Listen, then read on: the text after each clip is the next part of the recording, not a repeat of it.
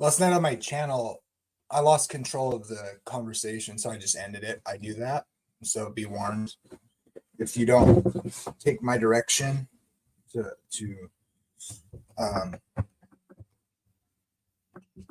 kind of respect the host and just stop.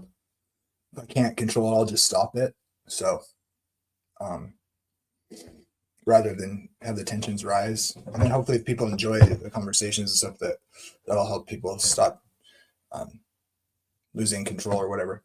Yeah, it's not a big deal. I'm not offended or anything. That's just how it goes. So I just wanted to put this out really quick to say this.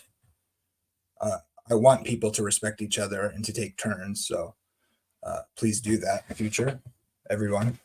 But regarding what Tyler said at one point, which I want to address, he kind of, and this is what people do, and it's expected. But I think I have shown, and I did actually previously before the comment was made. Oh, the schism with the Sabbath thing. No one really kept the Sunday Sabbath, or that's just like what little weird sects do. It's just a distraction. It has nothing, Yeah, I mean, that's the way some people want to put it. But the question is, what does the text say? The law of God is given by God's commandments, what Jesus taught about it. And it isn't true that it was just little schisms. People called Sunday the Sabbath without even it's more like the people who don't try to make a case for their view are just kind of not thinking about it. They're not considering the reality of it.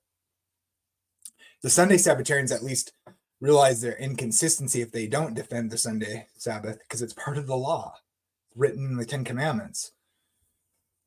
So there's like three positions. There's the ancient Sabbath, the true Sabbath, Saturday, or the seventh-day Sabbath. Then there's those who say it's Sunday is the new Sabbath. There's a reason there's theology written about this. There's reasons the Catholic Church says what it said about it historically.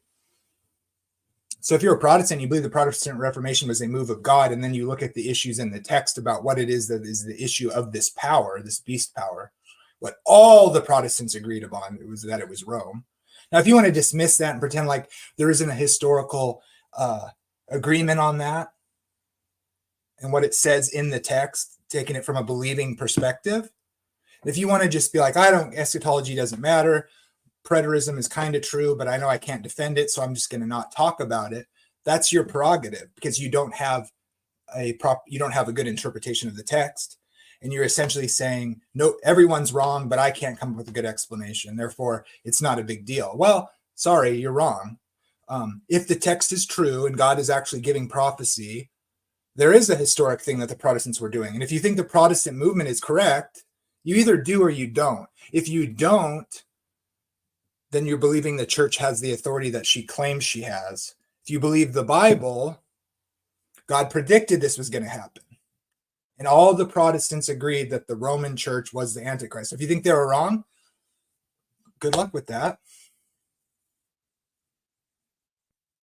There's a man who seeks to change times and laws that comes out of Rome and is a harlot woman, whom Christ will destroy with the breath. So if you believe in the second coming, if you're a Christian, you believe in the blessed hope, and you believe what Paul was teaching is actually predictive prophecy about what God is doing in the world, and you believe in the Protestant Reformation, one of the things that they all agreed upon, that this has to be the Roman church.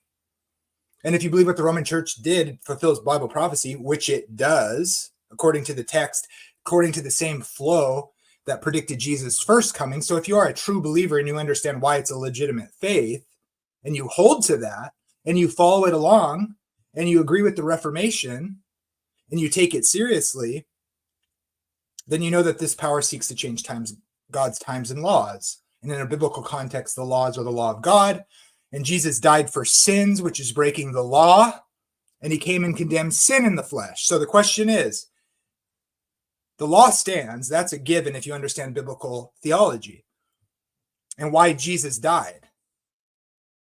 So the church either has the authority to change the Sabbath or it doesn't. and she seeks to change God's times and laws, and she's a harlot woman, and she's drunk on the blood of the saints, and Jesus will destroy that movement with the breath of his mouth and the brightness of his coming. So if you want to poo-poo the Sabbath issue, you're just not taking the Bible seriously. And I'm going to stand on the word of God, because Jesus made it clear to the false teachers that they were putting their traditions and voiding the law of God. And there's only one law that has to do with times that Jesus said he was Lord of, and it's the Sabbath. So I don't care what different groups said when they weren't taking the Bible seriously. I care about, why did Jesus die? What is sin? And who tried to change God's law? And it's obvious and it's clear. And that's why I'm a Seventh-day Adventist. Make fun of Ellen White, make fun of the Sabbath, pretend it's not an issue, but it's the memorial of God as creator of heaven and earth. And that God is Jesus Christ. And he's coming back. And the question is, are you going to be ready for him?